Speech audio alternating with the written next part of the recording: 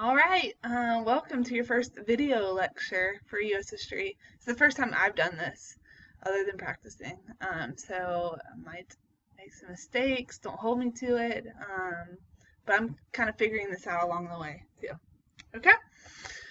All right, so we're going to start basically this is the beginning of the world. And just so you know, along the way, you're welcome to pause this, take notes. Uh, if you watch it straight through, that's great, but I want you to process it. I want you to do something to process it. It's really, here's my psychology coming out. If you just sit and watch and listen for 15 minutes, it's going to go in and out, right? So I would recommend you doing something to engage yourself, if it's pausing it or taking notes or whatever it is. Okay? All right, cool. So, all right, where does it start? It starts with, I guess, Pangea, pretty much, right? In the formation of the world. Um, and then they go through the Ice Age, right? So I'm kind of blowing through this quickly because this part is usually not in the AP test. The Ice Age, and the Ice Age is what allows for people to, I guess it's a vague question, isn't it? Okay, for people to eventually cross this land bridge, right? This is your current picture. Okay. So there's this land bridge that's created, which allows migrants to cross it, probably following what? Long pause for you to answer in your mind. Following game of some sort, right? So they come across, and then what happens? The Ice Age ends slowly, and the waters rise. Yeah, and the ice melts, and now they're stranded, right? Okay, so this is just kind of a more big picture view of this, where these are the routes that they cross, mostly by land, but there are probably some by water. Okay, they come through North America, and slowly over time, and again, this is not a couple years, right? Slowly over time, they make it to South America, where actually the bigger, stronger, well, more people were, but then also some of the stronger empires were down there. Okay? All right. One of the most important things from this whole chapter is that we don't group these Native Americans into this one group, cohesive culture that got along, who talked to each other, who understood each other. Basically, and we're going to talk about this, and you did this as your summer work, but they're distinct, right? They're interdependent, which unfortunately allows the Europeans to conquer them easier, right? Because they're not a unified force. So here's, kind of a view of all the different culture groups. Now, even in those colors there, that obviously there's independence and differences, but that's kind of how the main things that they're grouping by. All right. All right. How many are estimated to live in the American continents when Europeans arrived in 1492? 54 million. Right? 54 million. Okay. Fun fact for you. All right. So one of the questions on the quiz was which area was the least developed, right? And that would be North America. And when we say developed, we mean in these civilizations and these big settlements with agriculture. We'll get back to the agriculture. But kind of the three big empires that hopefully you learned in world history were the Incas in South America and Peru. Heard of Machu Picchu, maybe? They had this kind of huge empire, but they're known for having these roads to connect them. Here's Machu Picchu. Anybody been there? Anybody? Cool. I'll find out another time. The Mayas and the Yucatan Peninsula. We actually visited there for vacation recently, and these pyramids that they have, right, are still there, and somehow they built it without the machinery and things that we have today. It's pretty amazing. And the math, they're known for the Mayan calendar, which they thought the world was going to end, and it didn't, but maybe we read the Mayan calendar wrong.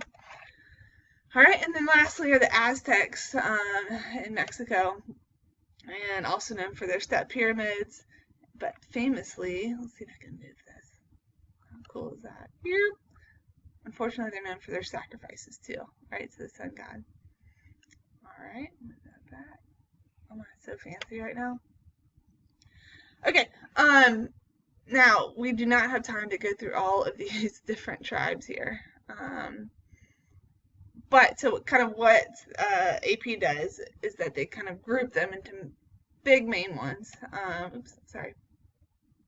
Thought that was going to come up. Okay, watch, this is going to be cool. Oh yeah. Okay, so the ones that they focus on the northeast, right? The southeast, the plains, the southwest, and the Arctic because of Alaska. All right.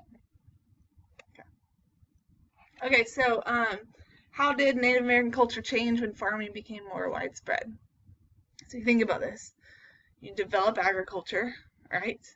And agriculture allows you to not go hunting every day and finding your food and your sustenance that way. So it allows you to settle down, right? Stay in one place. Settlements. And because of that, it allows your population to rise because now people have more food and they're not searching for it as much. And then I could keep on going, but that's when technology develops because now you have people in one place and that can develop different things. Okay, oh, there it is. They're the ones that I was talking about. All right. So yeah, real quick, summer work, right? Arctic. How did they subside? How did they get along? Think about it. Okay. Hunting and gathering. Really, it's too cold to do. Farming, right? Okay, cool. Next, the plains. All right, so we talked about this on your quiz as well. Later, they get the horses from Europeans, and they are totally known for being nomadic and migratory.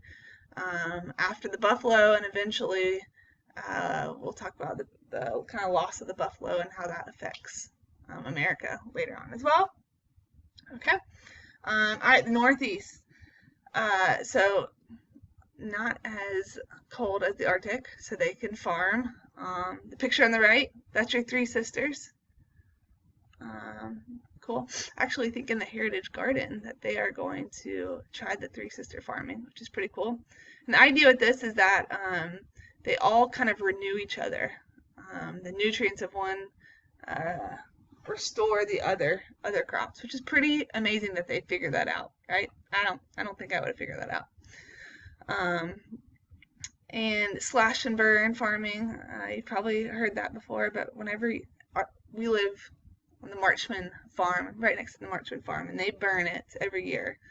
Not everything, but burning some land is actually good for the soil, right? Okay, so slash and burn. Oh, something else for the Northeast, or the Iroquois. I got a different picture of them here. Okay, Iroquois, famous tribe up there. They are known for matrilineal culture, right? They were formed by the leader Hiawatha in the 16th century.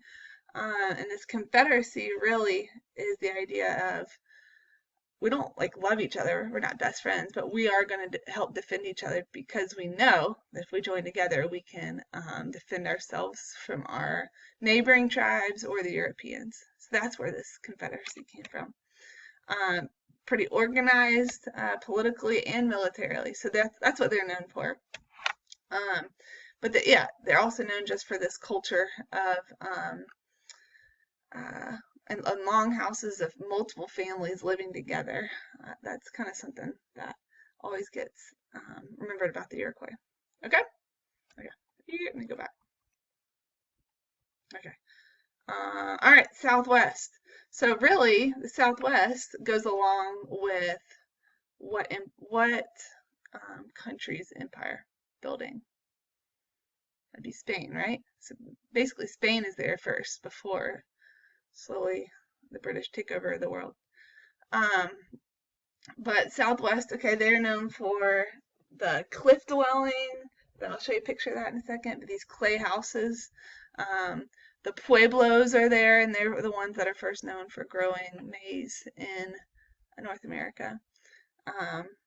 Yeah, it's pretty cool though. All right, and then lastly, the southeast are known for agriculture as well, unsettled communities. And then this picture down there, those are the mounds, okay, that they found. The Cahokia is one famous tribe, and it's pretty crazy. You see these today. What do they mean? I have some more pictures. There you go, of the mounds. There's the serpent mound, shaped like a serpent. That's in Ohio. Okay. Sorry, go back to this. So in Colorado, all right, are these cliff dwellings. Pretty cool. Pretty amazing, actually, that they still exist. I'd love to go visit them one day. All right.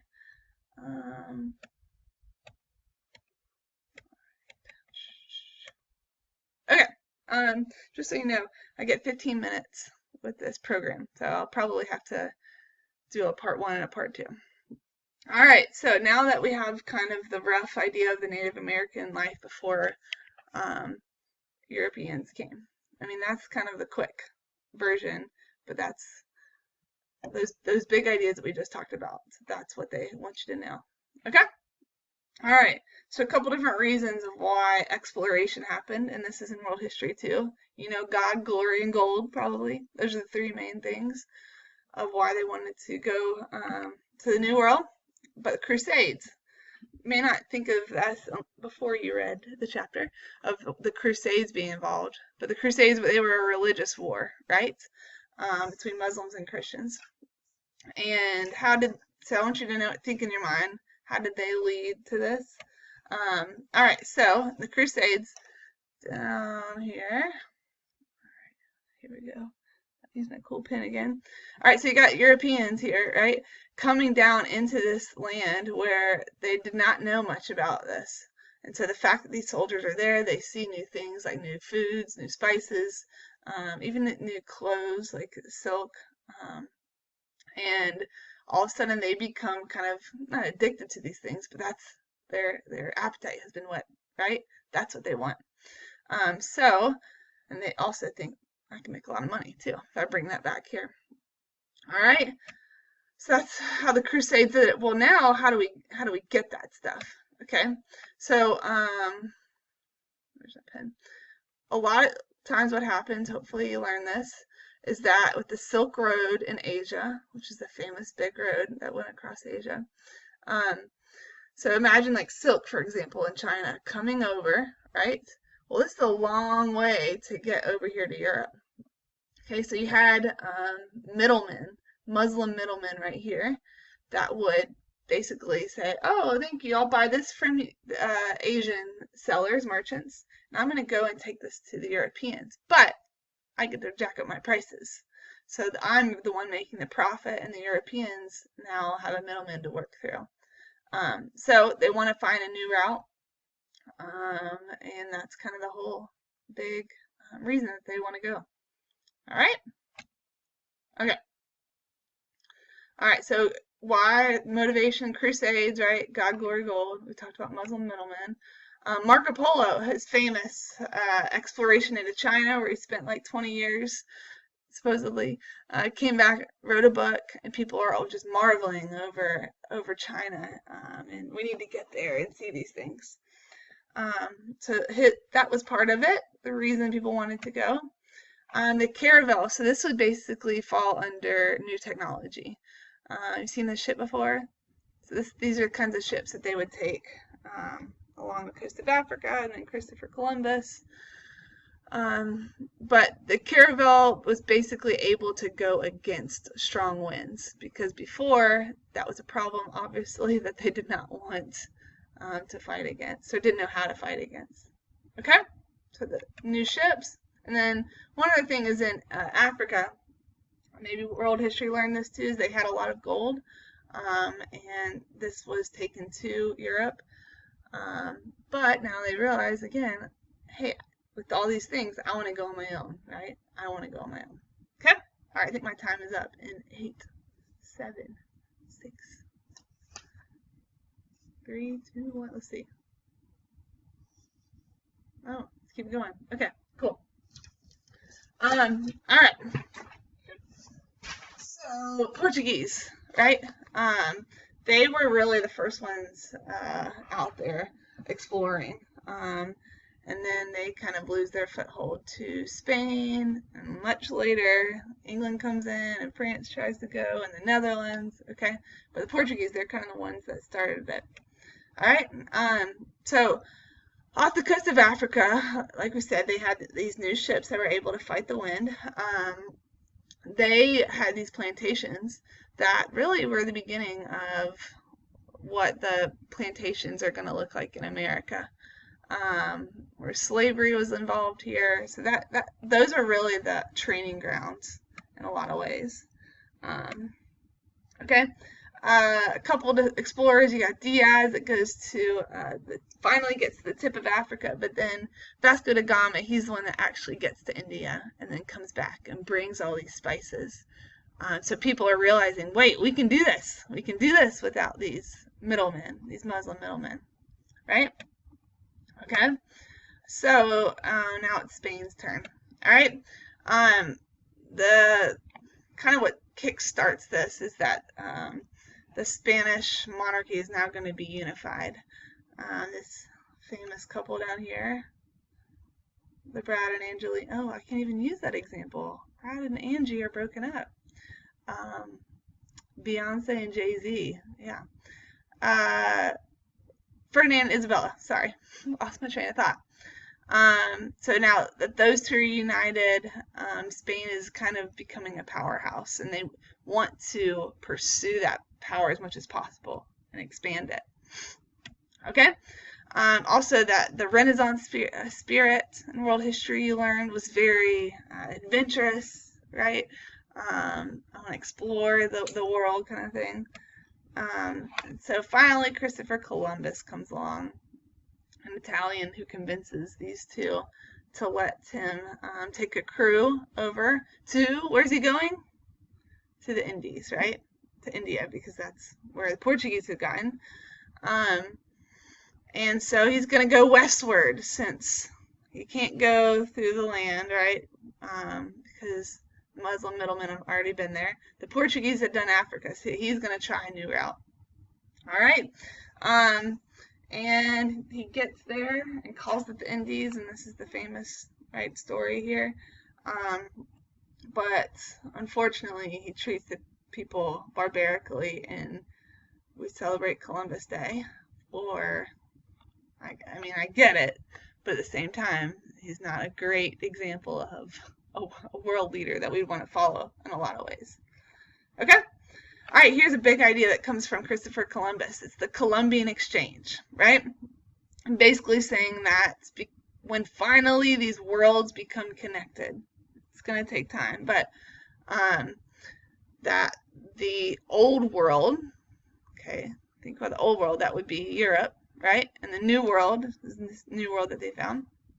Okay, they both profit in a lot of ways from materials exchanged. Okay, so if you're just looking at this picture, all right, what are some of the most important things that come to the old world? All right, you've heard potatoes. Oh gosh, look at that circle. Sorry, potatoes, right? Ireland. That's a huge part of the European food chain. Nope, food. Yeah. Too late. Okay, you can fill in the word. All right, tomatoes. Struggling with my circles. Corn is another big one, and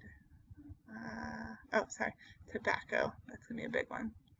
I personally think the introduction of the future of chocolate is gonna be important, but maybe not as important back then. Okay, coming the other way. All right. A big one would be sugarcane, even though it's not really to profit. The New World's not really profiting in a lot of ways, because with that sugar, they're setting up plantations, right? And I guess you could say these grains and livestock, horses, that is a big one. But, boom, this is kind of the most influential one, right? The disease that wipes out everybody. your book, it talks about 90% of Native Americans are killed after after the Europeans arrive. Okay. All right. Okay, so you've got Spain and Portugal kind of duking it out here, right, in the world. So they come up with this Treaty of Tordesillas, where they pretty much divide right here on this line. They divide up what the Spanish can kind of colonize and the Portuguese can colonize. Since the Portuguese already have kind of the routes to Africa, but it's important that they're going to get Brazil. Really, though, who's winning the most here? It would be Spain, right? Especially after the next 100 years of what they do. Okay. All right, so the conquistadors, just kind of quickly going through these. Yeah. All right, so Cortez is known for conquering the Aztec Empire, right? And he's got that crazy story. Meeting Montezuma, the chief, and the chief at first welcomes him, right? But he kind of uses the Indians call her a traitor later, but someone that speaks the language and gets him to kind of weasel himself in, but slowly the Spanish see gold, right? That's what they want. And so eventually the Aztecs try and kick him out. And Noche Triste, and that only makes the Spanish eventually take them over, right? Okay, Pizarro, Peru, right? Incan Empire. Sorry, I always remember Pizarro, Peru. Incan Empire, kind of a similar story, a little bit there. Okay, Balboa, Pacific Ocean. He discovered it. No, it was already there, right? But kind of known for being the European that discovered it. All right. Ponce de Leon, we talked about that. Where's he going after? Florida, looking for gold. Some people say, though, that he was looking for the Fountain of Youth. Okay. And De Soto found the Mississippi area. Cool. And again, I'm going through that quickly. That's more world history. All right. So it is important. One thing you do need, and we'll talk more about this, to know at the end of this is how did the Spanish differ from the French, and the French differ from the British in colonizing. And so here's kind of your Spanish system of colonizing. All right, encomienda system. So one of the big reasons that the Spanish come are to convert, right, to Catholicism. And they kind of use this as an excuse. The encomienda system is where the government says, all right, I'll give you these people, these Native Americans, if you convert them, right, if you Christianize them. Well, this really just became a system of slavery, a labor system, where they were pretty much their laborers, or forced them to pay some kind of tribute. So that's important. It becomes a labor system, a slavery system. Okay? All right, Las Casas. So he's known for being the monk, right, who was disgusted by all this. And so he's known, even in that picture, for writing to the Spanish government about how ridiculous this is. And yeah. Okay? All right. Now, once they begin to find all this gold and the silver, it's going to fuel the idea of capitalism. So rewind in Europe, world history a little bit. They didn't have capitalism. They had mostly feudalism, right? Your king, your lords, your nobles, your peasants.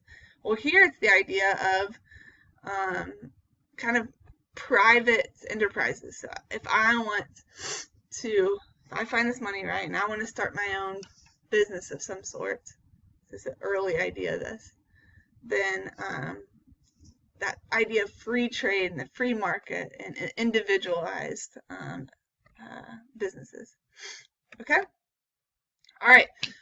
This is an important part, mestizos. So the Spanish, one big way that they differed was that they actually, some of them intermarried. It wasn't all complete isolation and shunning of the Indians. There's actually intermarriage and an embrace of some of their culture, where slowly the Spanish and Native American culture sometimes fused, which again was very different than the British. And I think even places like Mexico today still they have that unique culture that's different than the Spanish, right? With some similarities, obviously. Okay. All right. So the Spanish are getting worried that Portugal or eventually the British, whoever, might come in. And so they start to set up forts. St. Augustine, I just put this on here because it kind of relates. Anybody been here? St. Augustine, it's pretty close to us. Was the first fort for them. Okay, first settlement. All right. Okay, we're almost done. Here's our last slide before I move on to something else. All right. So obviously there's conflict though with the Native Americans and the Spanish. A battle of Acoma. So really you're going to see kind of going back and forth. The Native Americans trying to win, and then you've got the Spanish trying to win as well. Well, and succeeding. Okay. All right. So this is the Pueblos. So where are the Pueblos? This would be in the southwest. Okay, southwest in New Mexico. And really this battle is just the Spanish crushing them. And they established New Mexico. However, eventually over time, they're kind of getting frustrated, and so you've got Pope's Rebellion, which is where, like I said, one of the main reasons that the Spanish came were to set up missionaries, Christianize, right? Catholicism, that was their God, glory, and gold. But the Native Americans kind of fought back against that and were frustrated, and so the Pueblos now rebelled in Pope's Rebellion, killed a lot of priests and hundreds of settlers, and drove them back. But we know the end of the story. What's going to happen is the Spanish slowly are going to come back from that. Okay? All right, and then finally, Black legend is this idea that all the Spanish did were kind of brutalize them, that they butchered the Indians and stole everything, and but that, again, it's different than the British, is that they actually intermarried and took some of their culture, and mestizos was that mixed race of Indians and Spanish. Okay? All right, cool. So how would you describe the style of Spanish colonization? I hope you can answer that. Okay, cool. So with time left in class, what you're going to do is you're going to watch this video, crash course. It's kind of fun. And then your homework is to read chapter 2. All right, so Monday I want you to be ready for chapter 2. And one last thing is the sub's going to hand out multiple choice questions that we're going to talk about as well. Not as long as this. Alrighty. Hope you survived the second term.